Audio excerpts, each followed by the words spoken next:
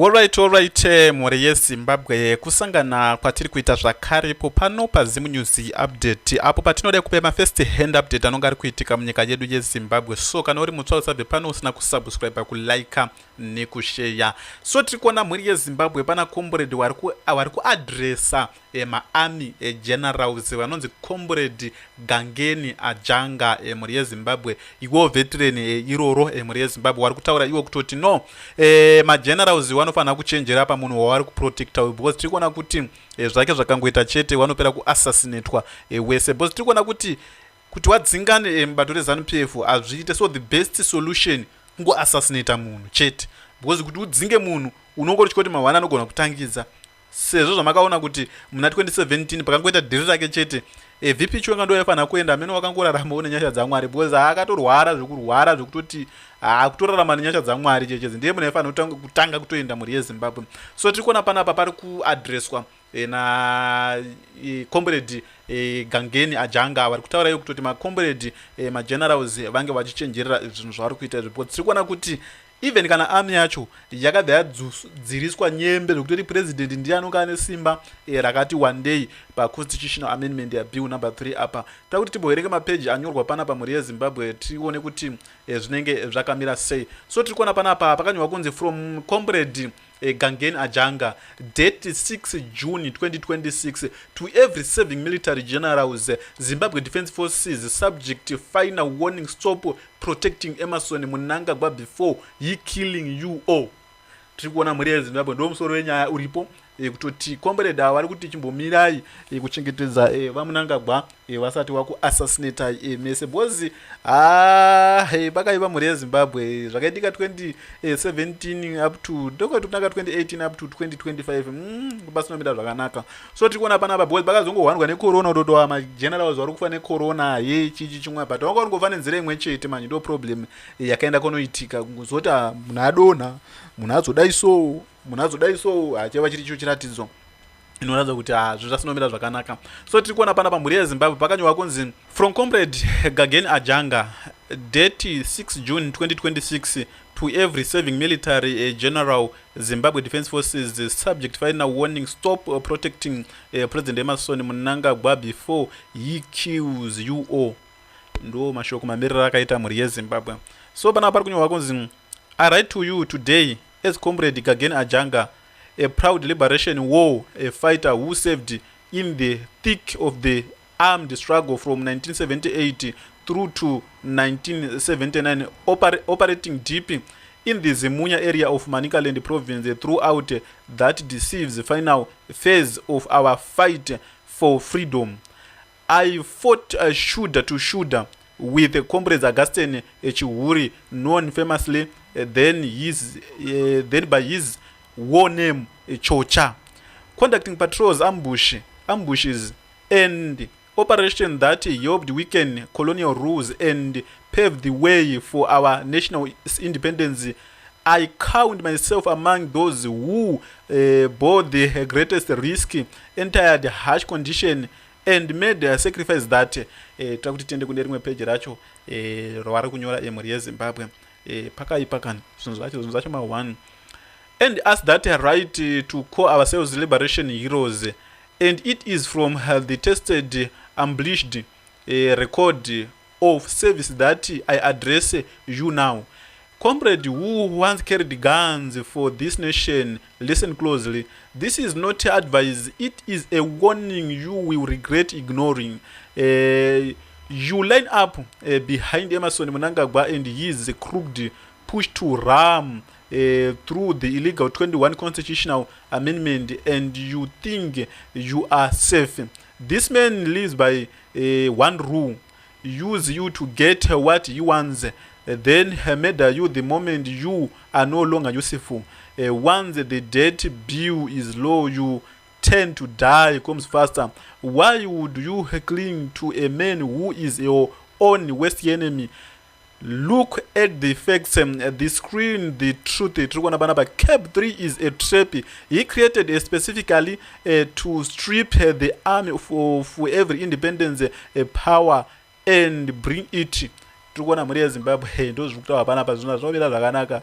Tirikuona kuti zvinhu zviri kubhoila, mapages acho akawanda, mamwe nacho anenge asikachanyatsi kuoneka kuti tikwanise kumawerenga, haachakwanisi kuwerengeka. Tirikuona kuti pakanyanzi criminal run the shows wati hatisi kunyatsozoti hazvisi kunyatsa kuoneka papasainwa panapa papaiswa signature. Ndofunga muri kuona ndo zviri kuitika izvo mhuri yezimbabwe, zvinhu hazvina kumira zvakanaka muno munyika yezimbabwe. So tirikuona na retired general Henry Muchena na retired general Winston Sigauke Mapuranga, awa ma retired generals yese kusanganisira nemo veteran waya wari kukwidza nyaya kumatare dzemhosva. Judgment yacho isati yabuda, naku kuri kudebate ku judgment yacho haisati yabuda kuti nyazvizikanwa kuti yakamira sei, hazvisati zvabuda zvinhu izvi zvozvo mhuri yezimbabwe. Toda kuti tinzwe makomuredi tinawo pano tidziwe kuti zvakamira sei. Section 212 of the Constitution of Zimbabwe mandates the Zimbabwe Defense Forces to protect Zimbabwe, its people, its national security and interest, and its territorial integrity, and to uphold this Constitution.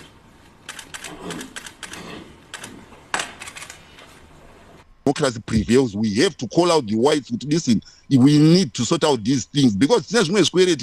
Zviri kugeneratwa nevanhu vachona vachauya neCAB3 zvakafanana nezveland izvi. What do these other people say?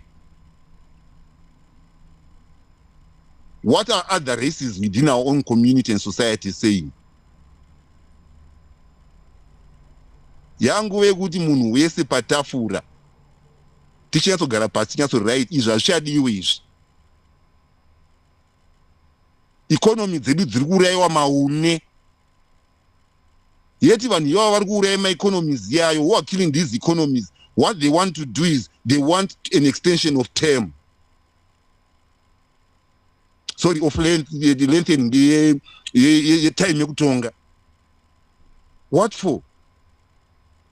They don't even understand the current dynamics of where we are coming from and where we are going. Like what Tadini said, they've reached a plateau. But they are now actually giving us successors silently. Our generation isina kana reputation, isina kana merit. Aringokudza kuti kubvisa goridhe richienda koko, that's the best solution inofanirwa kuitwa nenyika iyoyo. Arikukudza kuti ada kutonga yet agoni kutombonzwanana nedzimwe nyika. I mean munhu anokuendesai kupi? Ari sanctioned akuda kutonga nyika. Saka unoda kuendesa nyika yekupi? Are you good for the region? Uri kupa vanhu motikari. Business rako chairo hapana nyatsorinzwisisa. Chii chaungaitire nyika chatingabvume because wakatadza kuvaka industry inoemploya vanhu. Asi unogona kupa munhu muwani motikari. Come on, we've got to be serious nezvimwe izvi. Kana iyo ZANU-PF nyanga iti ndikafunga kuti the next person who is supposed to lead this is the general. They have again also to rethink. Kuti is this what we want for Zimbabwe here? Nepatave kuti no nyika dzakuenda ku AI isusu tichiri kunogadzira mabhekari emadhaka. Tochipa munhu extension ogadzira mabhekari emadhaka. Aiwa, let's be serious. Patave papa CAB3 haitomboshande kana. Zvakutsvagwa vanhu vanonyatsoziva zvavari kunyatsoita manje. Kuti tibate dzimwe nyika padziri because right now every country is transitioning. Not changing constitutions. What I would like to recommend, so go and look for a recent speech. I think it's the Finland. Does it have a prime minister or president? I can't remember. He presented a certain speech about the book that he wrote about the current situation in which we are living. And I used actually to talk about this without knowing that there's such a book. How we are transitioning locally, regionally, continentally, and internationally. He was speaking in Egypt. And how we can actually emerge out of this as the best people and catch up with the world. Not in msuzo zviri kuitwa kusaiduko, lo msuzo wezwa ngale mkuba uri kuitwa kusaiduko. izvi zvofanira kutorwiswa. South Africa pachezvayo we've got now to start now rising ngesawa dzachokwadi because kwatakuenda ka hakuna kunaka. Citizens are saying this, the government is saying this. Now be aware that Cyril Ramaphosa can be impeached.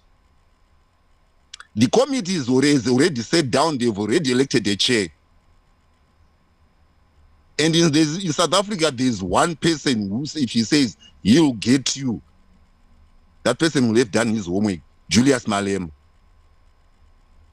It is unfortunate with such a situation, I would wish Cyril Ramaphosa gone. Or I would wish the ANC actually having his power actually went because of what they've done in Zimbabwe. Because also some of their own stalwarts are actually saying, no, people have got to go because they don't have papers. Yet they forget even, it's them who actually perpetuated our situation there in Zimbabwe. They even refused my citizens, my refugees. And right now we're going to do a patch situation where we're going to say people have got to go. When that man starts hitting people and killing people that side, people again have got to come back this side. And then people again have got to be killed. Zanjiti CAB3 the way zvairi kutipresenta nezvimwe zvinhu zvairi kuita hazvina maturo. Hazviunze stability even in the region. Isusu maZimbabweans, we Zimbabweans, we shall be played as yo-yos. South Africa will say you are illegal, they will yo-yo us into jails. They will deport you, then you go to Zimbabwe, say, no, I don't like to be rude like this, there's no jobs. Now they also want to beat you. You run away, you're being yo-yoed in Zimbabwe. Saka where do maZimbabweans afanwa wazotizira kupi mangwana? When this situation happens, that is the reality of the situation. Internationally, chaiko mama university, I think today, Poland is saying something there. And as the world turns and as the world becomes nationalistic, you as a diaspora, kana kukanzwa kutanga kumuka zvimavirus zvimawati zvima-next pandemic zvaitaugwa zviya where shall you run to? Because the only home that you think that you can run to ndiyo yachona iyoyi ida kutongwa nezvigananda iyoyi. Potse nekupusa inogona kupedzisira yatotengeswa futi nyika yachona because munodhila navanhu vari very unscrupulous vasina morality kana character. That is what CAB3 actually presents to us. Thanks, Mkwajets. Ndotenda. Guys, I am tired. I need to go. Apane mwe munachera taura. Arvama speakers. Ndandida ngoti ngoma ndiyo ati. You know, like Tadini says, he called to action. But we never really properly define the action. Right. And then I think somebody said, I can't remember, it might have been Wellington who said, I think, and Tadini as well, and it might have been echoed. Kuti nyaya yekuti unotarisa munhu, there's a real cause here. And I think that mindset did not exist 10 years ago among Zimbabweans. And the fact that people are starting to talk like that is quite positive. Kuti kana pachivoterwa chinhu, put your differences aside. In terms of that, uyu mundevere, uyu mushona, uyu murungu, uyu muzanu PF, uyu muchi, and then deal with the issues. So all along, we've not dealt with the issues.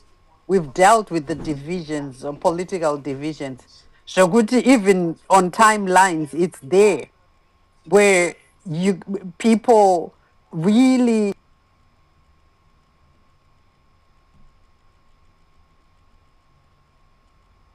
I think the political maturity is very slow among our people. We like to live in societies where we see how parliament runs here. We see how the House runs in the United States. Those are and I guess also in Australia. But the jurisdictions that I'm familiar with, Zimbabwe, UK, and United States, munotombobatana kuti aiwa ichi chaitwa ichi chakashata chaitwa nemapurisa ichi chakashata, regardless of your party, your political affiliations. Yes. And that's why the resistance to CAB3 is at risk, has always been at risk because of that. You know, how many people actually take time to study where they go home? Okay, the majority of us may be long term in diaspora, but iko kwaunoti kumba kana uri kumba, have you ever taken enough interest yekuti naimi kansela ari kuvhoterwa iko zvino akamira sei, what are his views on child labor, what are his views on maroads, what are, you know, some of us have got makansela asati ambobuda muregion, let alone munyika, and they're doing amazing stuff. Kwedu kunosvika road inotoita maspeed hump ekubatsira vanhu kuti vapinde mumain road, but you don't see that across the country, even in isi kwedu kandichiti kwedu togara kumaruzevha, but you know, how many of us are actually participating and put your The money where your mouth is. where your mouth is. And a lot of us, like Isusu, some of us have said by God's grace, the desire is to retire in sunny weather, and we're not going to be among those that go to Portugal or Spain or Texas. We are going to, well, our intention is to go to Zimbabwe. So what is the Zimbabwe that you want? And what are you doing to contribute to that becoming a reality? Because talk is cheap. And I panandi munongozviona titori nema-orators panapa kuti ukauya kwauncle Jed uchatonzwa Fabisha acharudunuka, achataura, because anogona kutaura, and that's fine. Ndatoruka madhoiri anokwana masofa mairi tiri panapa. So we need to maybe I need to, and what is it that I'm doing? I looked at what is actually happening. You know, what am I doing to stop it? You know, some of the stuff that we're doing, we are even afraid to say what we're doing here because of being demonized by the very people that are anti, you know, the bad things that are happening in our country. So that unity manje ichatora nguva, but the mindset, I'm liking that mindset yekuti you know Mdara, how many times I'm donated to ZANU PF. You know, you see, just because my politics is right wing, it doesn't matter where I am, because I am in business, and right wing politics supports business, and left wing politics is for the employee. That's not a secret. That is documented across the globe.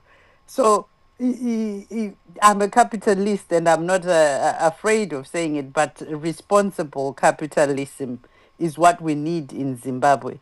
There's exploitation of even small companies. And I was chatting, I think, with Tatenda on the TL for this space. Ajit, treasury, you know, guys, we don't know the Zimbabwe that's there now. The real value that's moving. Pane mari iri kubuda nekupinda muZimbabwe isingapfuure through the financial system. Mari iyoyo yakawanda kudarika mari iri mufinancial system. And this is where we need to fight. But unfortunately, a lot of people, even the apolitical people, are participating in illicit economy. And right now you've got a lot of people that are finding it difficult in South Africa have moved, and most of us have seen it on Facebook. They actually are trending vachivaka dzimba kumaruzevha kwavo and creating the homestead that they want. Basingamirire local authority. So people lead from the front.